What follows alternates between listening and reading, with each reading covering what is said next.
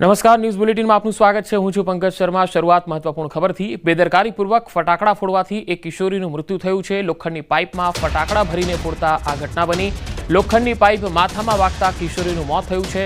અમદાવાદના Chainpur mega arcade નજીકનો આ બનાવ છે। બેદરકારીપૂર્વક ફટાકડા ફોડનાર 3 સામે ફરિયાદ થઈ છે। ફટાકડા ફોડતા પાઇપ કિશોરીના કપાળના ભાગે વાગી।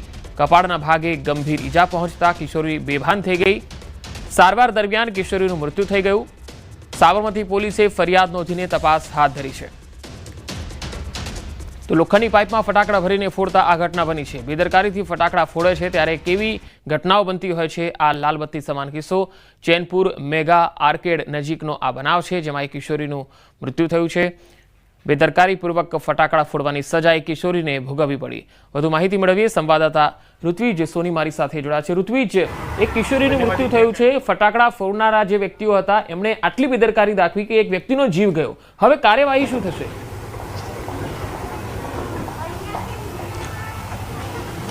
पंकज, आ समग्र मामले साबरमती पुलिस द्वारा गुनो दाखल करीने વધુ કાર્યવાહી શરૂ કરવામાં આવી છે।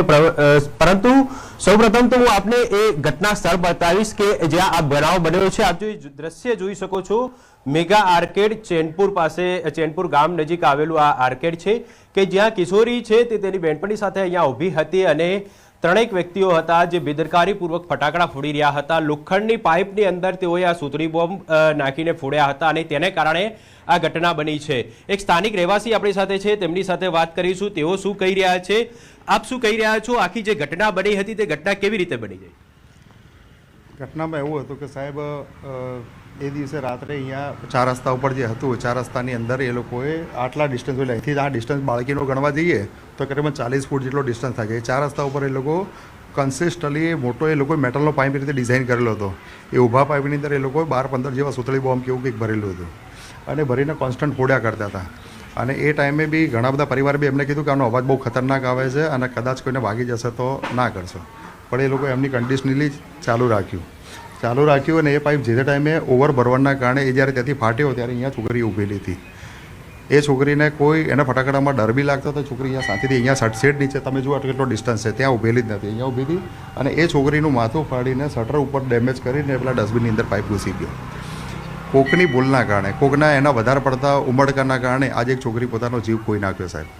તો ખાસ કરીને હું આપણે એ દ્રશ્ય બતાવવા માંગીશ કે જ્યાં આ જે લોકો હતા, તે 3 વ્યક્તિઓ હતા, તે ફટાકડા ફોડી રહ્યા હતા। જે મેગા આર્કેડ છે, મેગા આર્કેડ 4 રસ્તા ઉપર આપ જે દ્રશ્ય જોઈ રહ્યા છો ત્યાં 3 વ્યક્તિઓ હતા, તે ફટાકડા ફોડી રહ્યા હતા। લોખંડની પાઇપની અંદર તેઓએ 10 થી 12 સુતળી બોમ્બ મૂક્યા હોવાનું હાલમાં જે સ્થાનિક રહેવાસીઓ છે તે કહી રહ્યા છે। અનેક વખત તેઓને ટકોર પણ કરવામાં આવી હતી કે ક્યાંક ને ક્યાંક તમે જે રીતે ફટાકડા ફોડી રહ્યા છો તે કોઈ નિર્દોષ વ્યક્તિને જીવને જોખમરૂપ છે, પરંતુ તેઓ માન્યા ન હતા અને ફટાકડા ફોડ્યા હતા અને તેને કારણે જ્યારે આ ફટાકડા ફોડ્યા હતા, લોખંડની પાઇપ છે ત્યાંથી ઉડીને અહીંયા જ્યારે આ કિશોરી ઊભી હતી તેના કપાળ પર વાગી હતી અને તે એટલી ઝડપ હતી કે કિશોરીનું જે માથું છે તે ફાટી ગયું હતું અને જે બ્લડ સ્પ્રેડ થયું છે તે પણ આપ સ્પષ્ટપણે જોઈ શકો છો। અને આ દ્રશ્ય પરથી જ અંદાજ લગાવી શકાય છે કે જે પાઇપ છે તે પાઇપ કેટલી સ્પીડમાં ઉડીને આવી હશે।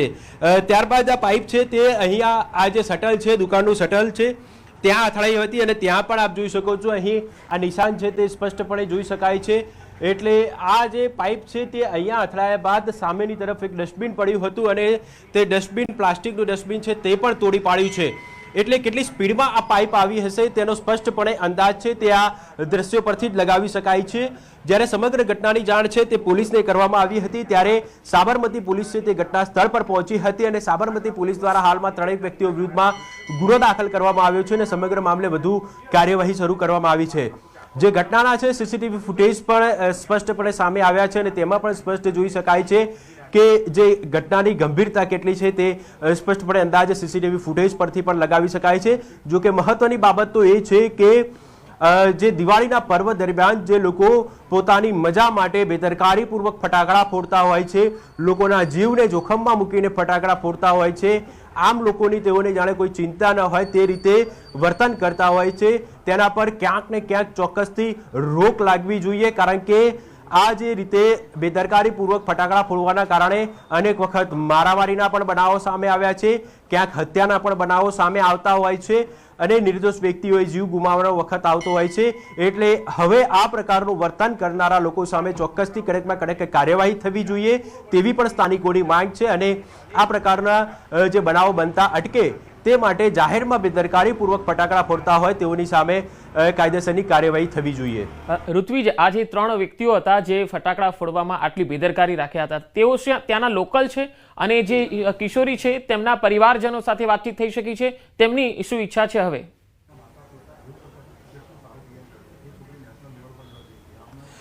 પંકજ, તેમના પરિવારજનો છે તે હાલમાં કંઈ જ બોલી શકે તેવી પરિસ્થિતિમાં નથી. સ્વાભાવિક છે કે 16 વર્ષની દીકરી છે, 12મા ધોરણમાં અભ્યાસ કરતી હતી. આ ઉપરાંત જે નાટ્યમ હોય, જે ભરતનાટ્યમ હોય છે તેમાં પણ પોતે સારું પરફોર્મન્સ કરતી હતી.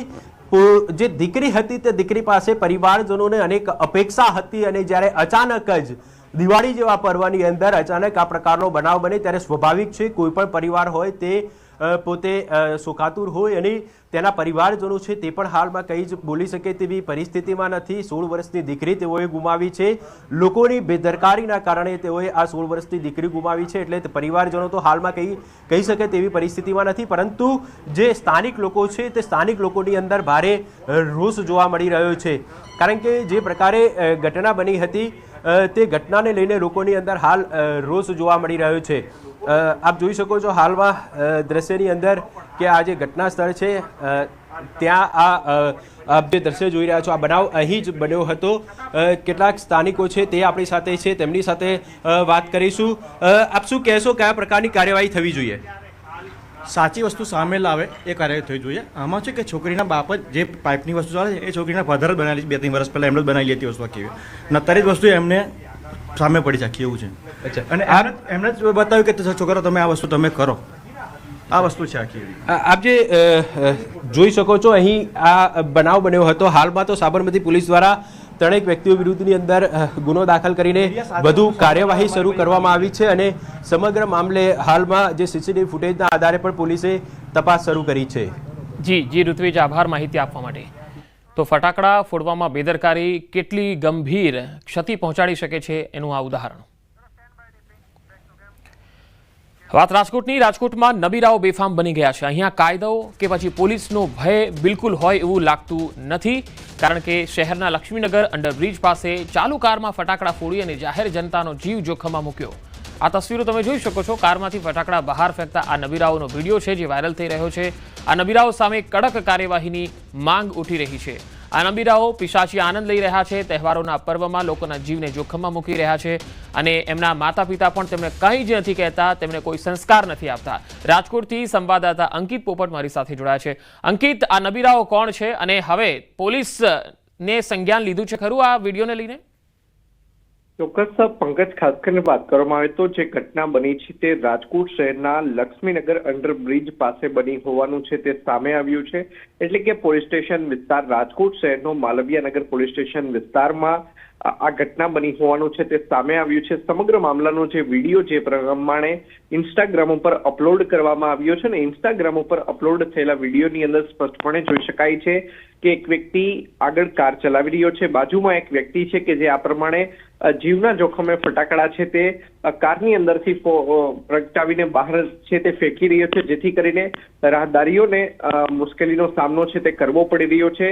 આ જે ઘટના બની છે તે દિવાળીની રાત્રે 1:30 થી 2 વાગ્યા આસપાસ બની હોવાનું હાલ અત્યારે છે તે સામે આવ્યું છે. ત્યારે વાયરલ વિડીયોને લઈને પોલીસ દ્વારા પણ હાલ અત્યારે તપાસ છે તે ખાસ કરીને હાથ ધરવામાં આવી છે. રોનક રજાડી નામનો જે વ્યક્તિ છે કે જેને પોતાના ઇન્સ્ટાગ્રામ આઈડી ઉપર આ પ્રકારનો વિડીયો છે તે પોસ્ટ કર્યો છે. હાલ વાયરલ વિડીયો મામલે માલવીયાનગર પોલીસ દ્વારા હાલ વધુ તપાસ છે તે હાથ ધરવામાં આવી રહી છે.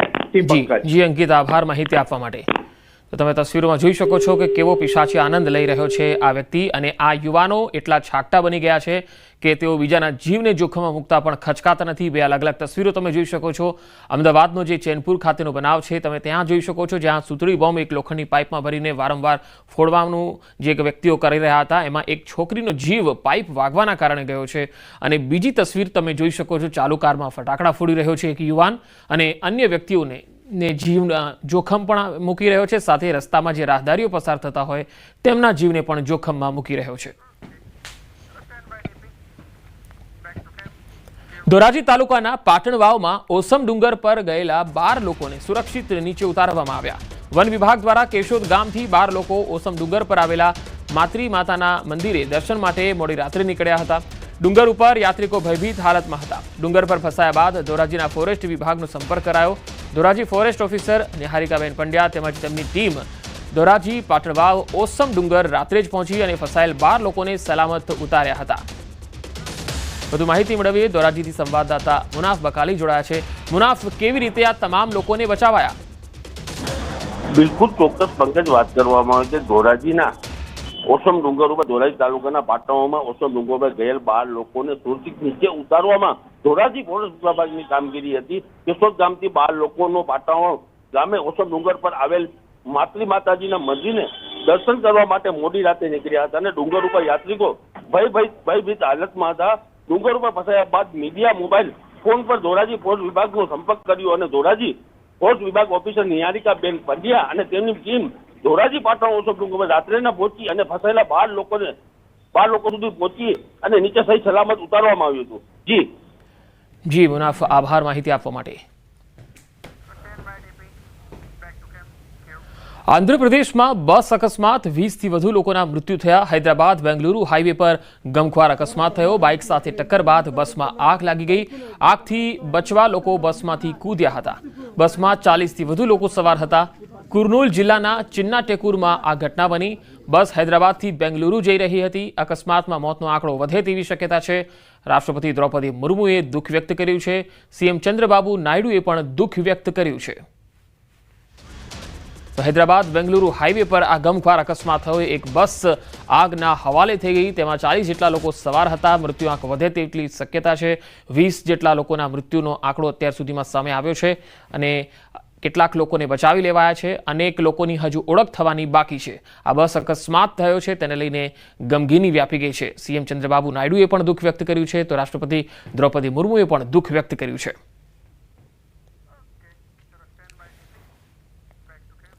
જૂનાગઢના દોલતપરા વિસ્તારમાં યુવતી પર છરી વડે હુમલો કરનાર આરોપીને ઝડપી પોલીસે રીકન્સ્ટ્રક્શન કર્યું. નવા વર્ષના દિવસે જ જૂનાગઢ શહેરના દોલતપરા વિસ્તારમાં 21 વર્ષીય યુવતી પોતાના મિત્રો સાથે મંદિરેથી દર્શન કરીને પોતાના ઘર તરફ જઈ રહી હતી. ત્યારે માર્કેટિંગ યાર્ડ પાસે એક તરફી પ્રેમમાં પાગલ ઋત્વિક સોલંકી આવી તું મારી નહીં તો કોઈની નહીં, આજે તને પતાવી જ દેવી છે એમ કહીને છરી વડે યુવતીના પેટના ભાગે હુમલો કર્યો. જે બાદ યુવતીની ફરિયાદના આધારે પોલીસે આરોપી ઋત્વિક સોલંકીની ધરપકડ બાદ રીકન્સ્ટ્રક્શન કરી વધુ તપાસ હાથ ધરી. તેઓએ આરોપીઓને સગાઈ કરવાની ના પાડેલી, જે બાબતનો ખાર રાખી આ કામે ઋત્વિક સોલંકી નામના આરોપીઓએ જે ફરિયાદી છે તેને છરીના ઘા મારી દીધેલા અને પેટમાં ઈજા કરેલી અને તેને ધમકી પણ આપેલી. જે બાબતે એ ડિવિઝન પોલીસ સ્ટેશન ખાતે 307 અંતર્ગત ગુનો દાખલ કરવામાં આવેલો છે અને બીએનએસની કલમ 109(1), 296(b), 351(3) તથા જીપી 135 મુજબ ગુનો દાખલ કરવામાં આવે છે. અને હવે વાત સૂર્યકિરણના આકાશી કરતબની.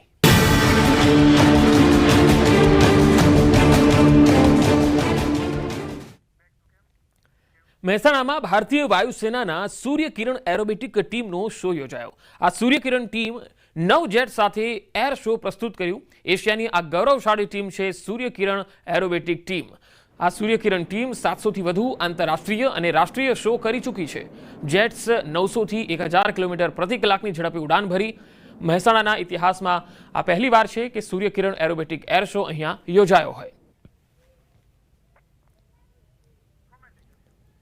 તો સૂર્યકિરણ એરોબેટિક ટીમનો આ શો યોજાયો. આકાશમાં 9 વિમાનો એ અદ્ભુત કરતબો કર્યા અને આ એક ઇતિહાસ છે મહેસાણાના જિલ્લામાં. ખાસ આ પ્રકારનો એર શો જ્યારે યોજાયો હોય, કારણ કે મહેસાણામાં અત્યાર સુધી આ પ્રકારનો નજારો ક્યારેય જોવા નથી મળ્યો. સૂર્યકિરણ એરોબેટિક ટીમનો આ શો જે છે એ પહેલી વખત અને એક ઐતિહાસિક રૂપે યોજાઈ રહ્યો છે અને તેના કરતબો જોવાનો જે અદ્ભુત લહાવો છે એ મહેસાણાવાસીઓને મળી રહ્યો છે. લૂપ્સ, હેડ ઓન ક્રોસ, આ તમામ જે છે ભારતમાં 700થી પણ વધુ પ્રદર્શનો જેણે કર્યા છે એવા જેટ્સ અહીંયા દેખાઈ રહ્યા છે. વધુ માહિતી મેળવીએ મહેસાણાથી સંવાદદાતા કેતન પટેલ જોડાયા છે. કેતન, આ જે નજારો છે અને આ આકાશી કરતબો જે જોવા મળી રહ્યા છે, મહેસાણાવાસીઓ તેને કઈ રીતે જોઈ રહ્યા છે? ચોક્કસથી આ જે એર શો યોજાઈ ચૂક્યો છે કે ટૂંક સમય પહેલા જ આ જે એર શો છે એ પૂર્ણ થયો છે. 35 મિનિટ સુધી આ જે ભારતીય વાયુસેનાના જે સૂર્યકિરણ એરોબેટિક્સ ટીમ દ્વારા આ સંપૂર્ણ શો બતાવવામાં આવ્યો હતો. મહેસાણાના આકાશમાં 9 જેટલા જે વિમાનો હોય છે તેમના દ્વારા તિરંગો લહેરાવવામાં આવ્યો હતો. સૂર્યકિરણની ટીમ દ્વારા 9 જેટ અને એર શો પ્રસ્તુત કરવામાં આવ્યો હતો. ખાસ કરી વાત કરીએ તો હજારોની સંખ્યામાં લોકો અહીંયા એરોડ્રામ ખાતે ઉપસ્થિત રહ્યા હતા. તેટલા લોકો હોય છે તે છત પર પણ જોવા મળ્યા હતા. આજુબાજુ જે રહેણાંક પેલા જે રેસિડેન્સ એરિયા આવેલો છે તેના મકાનો પર પણ એટલા લોકો જોવા મળ્યા હતા. એટલે કે અનેક ઉત્સાહ હોય છે તે લોકોમાં જોવા મળ્યો હતો અને લોકો હોય છે ખૂબ જ ઉત્સાહિત થયા હતા આ એર શો જોઈને. જી કેતન, આભાર માહિતી આપવા માટે.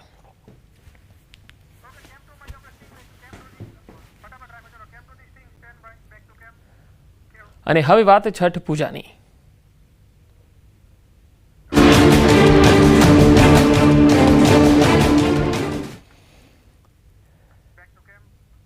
છઠ પૂજાના પર્વને લઈ અમદાવાદ સાબરમતી ઘાટ પર એએમસી દ્વારા તૈયારીઓ શરૂ કરાઈ છે. ઇન્દિરા બ્રિજ નજીક છઠ પૂજા ઘાટ રિવરફ્રન્ટ પર તૈયારીઓ ચાલી રહી છે. રિવરફ્રન્ટ પર એક વિશાળ સ્ટેજ બનાવાયો છે. છઠના દિવસે અમદાવાદમાં વસતા ઉત્તર ભારતના હજારો લોકો અહીંયા પૂજા કરતા હોય છે. છઠના દિવસે સાંજે પૂજા સમયે મુખ્યમંત્રી પણ ઉપસ્થિત રહેતા હોય છે. તો ઇન્દિરા બ્રિજ નજીક છઠ પૂજા માટેનો ઘાટ તૈયાર કરી દેવાયો છે અને કેટલીક તૈયારીઓ છે એ અત્યારે પણ ચાલી રહી છે. એક વિશાળ સ્ટેજ પણ બનાવવામાં આવ્યો છે. ઉત્તર ભારતીય સમાજના જે લોકો છે તે આ ઘાટ ઉપર આવીને છઠ પૂજાની જે છે એ વિધિ કરતા હોય છે, સાથે અહીંયા પૂજા કરતા હોય છે. છઠ મૈયાની પૂજાનું ખાસ વિધાન બિહાર, યુપી, રાજસ્થાન અને મધ્યપ્રદેશમાં સૌથી વધારે છે. ઉત્તરાખંડમાં પણ મોટે ભાગે થતું હોય છે. ત્યારે ઉત્તર ભારતના જે લોકો ગુજરાતમાં વસે છે, અમદાવાદમાં વસે છે, તે અહીંયા ઘાટ પર આવતા હોય છે. વધુ માહિતી મેળવીએ. સંવાદદાતા સંજય ટાંક મારી સાથે જોડાયા છે. સંજય, છઠ પૂજાની કેવી તૈયારીઓ તમે જોઈ રહ્યા છો અને આ વખતે શું જોવા મળશે ખાસ?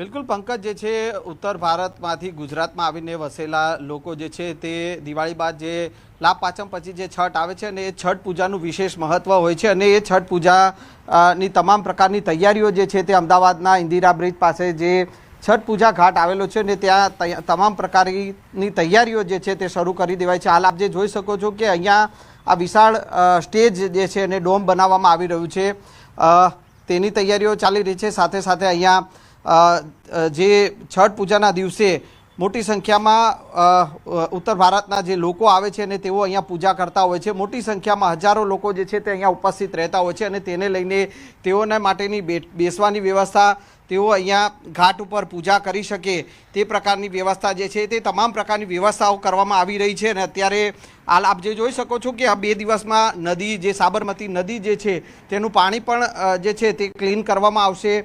ઉપરવાસમાંથી પાણી પણ છોડવામાં આવશે અને નદી જે છે તે વહેતી કરવામાં આવશે. સાથે સાથે આ રિવરફ્રન્ટ પર જે ઘાટ જે છે તે આપ જોઈ શકો છો કે અહીંયા જે ઘાટ જે છે ને ઘાટ ઉપર બેસી અને છઠ પૂજાના દિવસે સાંજે સૂર્ય દેવતાની પૂજા અને સૂર્ય દેવતાને અર્ઘ્ય આપવામાં આવશે અને તેમની પૂજા કરવામાં આવશે. અને બીજા દિવસે સવારે પણ આ જ પ્રકારે જે છે તે ઉગતા સૂરજની જે છે તે પૂજા કરવામાં આવતી હોય છે.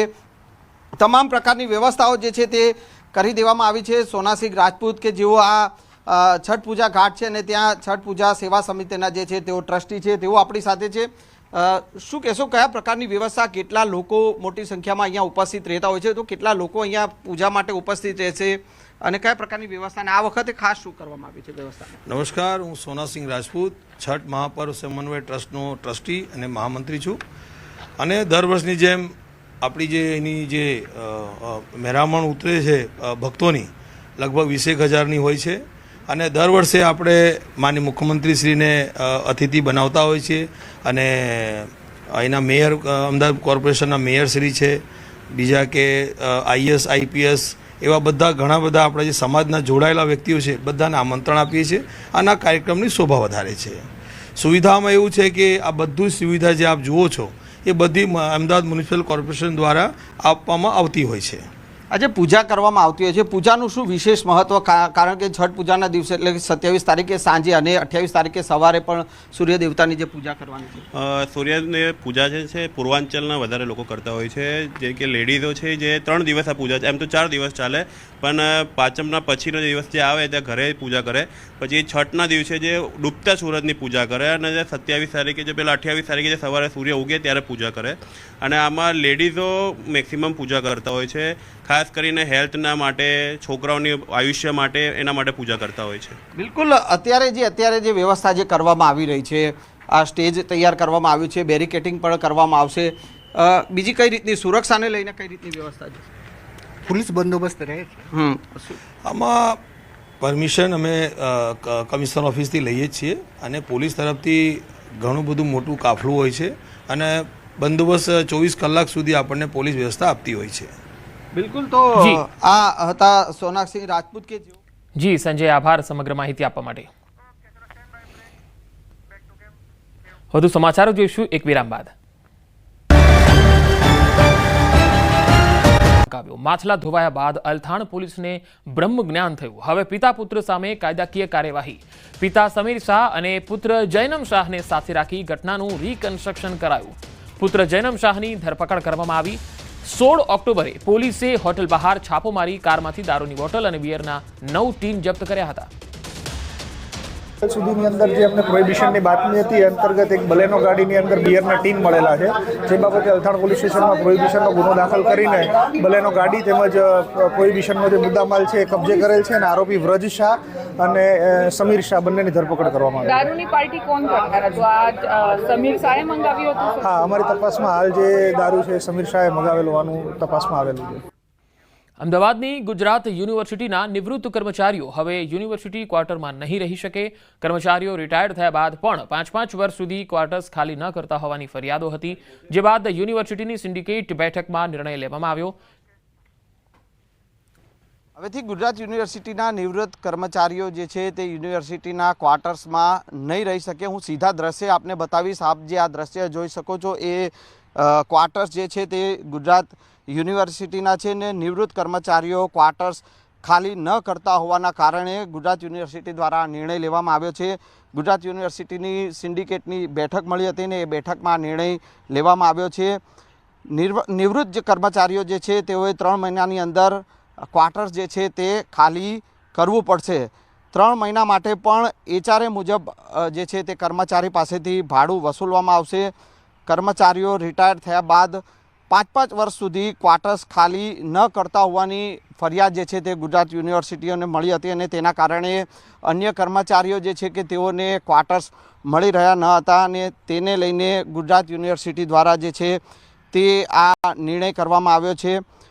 રિસર્ચ જે સ્કોલર જે છે તેમની પાસેથી પણ 1500 રૂપિયા જેટલું ભાડું જે છે તે વસૂલવામાં આવશે, તે પ્રકારનો પણ નિર્ણય કરવામાં આવ્યો છે. એટલે કે હવેથી નિવૃત્ત કર્મચારીઓ જે છે કે તેઓ ગુજરાત યુનિવર્સિટીના ક્વાર્ટર્સમાં જે છે તે નહીં રહી શકે, તે પ્રકારનો નિર્ણય કરવામાં આવ્યો છે.